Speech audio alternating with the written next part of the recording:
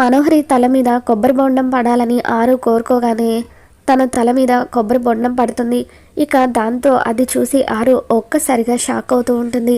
గుప్తా గారు, నేను ఇలా అనుకున్నానో లేదో అలా మనోహరి తల మీద కొబ్బరి బొండం పడింది.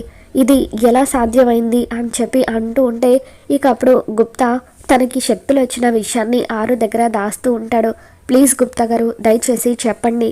నాకు శక్తులు వచ్చాయి కదా, కావాలని మీరు ఈ విషయాన్ని నా దగ్గర దాస్తున్నారు కదా అని చెప్పి అంటూ ఉంటే అప్పుడు గుప్తా, అవును బాలిక, 4 మండలాల పాటు ఆత్మ భూమి మీద ఉంటే ఆ ఆత్మకు శక్తులు లభిస్తాయి.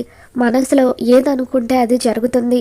వస్తువులను తాకే శక్తి కూడా నీకు లభిస్తుంది అని చెప్పి గుప్తా అంటూ ఉంటాడు. దాంతో ఆరు ఇంట్లోకి వెళ్ళి ఒకసారి తన శక్తులను టెస్ట్ చేస్తూ ఉంటుంది.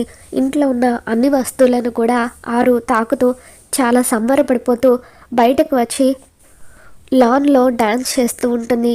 ఇక అప్పుడు స్కూల్లో పిల్లల్ని డ్రాప్ చేసి ఇంటికి వస్తున్న బాగి, ఇదేంటి అక్క ఈరోజు ఇంత హ్యాపీగా ఉంది, డ్యాన్స్ చేస్తుంది అని చెప్పి పరిగెత్తుకుంటూ ఆరు దగ్గరికి వచ్చి ఆరుతో కలిసి బాగి కూడా డ్యాన్స్ చేస్తూ ఉంటుంది. ఇక గుప్తా వాళ్ళిద్దరిని అలా ఆశ్చర్యంగా చూస్తూ ఉంటాడు. ఈరోజు నాకు చాలా హ్యాపీగా ఉంది మిస్ అమ్మ అంటూ ఆరు బాగిని హక్ చేసుకొని ముద్దు పెడుతుంది.